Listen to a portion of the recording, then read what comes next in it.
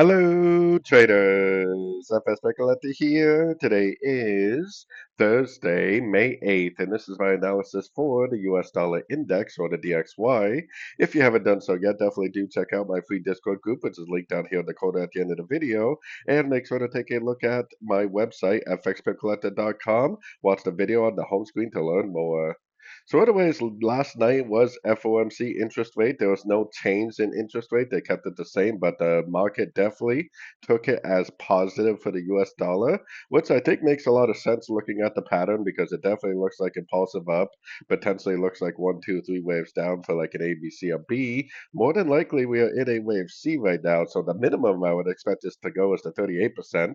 Normally, it should take out the high of wave four. So I mean, it definitely could push up beyond that, could push up to the 50 or maybe even the 61%. So if the US dollar keeps pushing up to one of these higher fib levels, we would expect all the dollar pairs to potentially make a similar move. I mean, obviously the euro, pound, Aussie, Kiwi would be down, dollar CAD, dollar Swiss would be up. So potentially we are going to see a move that I would expect not to end until at least minimum next week and maybe even the week after. So I think we're going to have to be bullish the dollar for at least the next week or two. So anyways, don't forget to like and subscribe. And as always, thank you for watching and happy trading.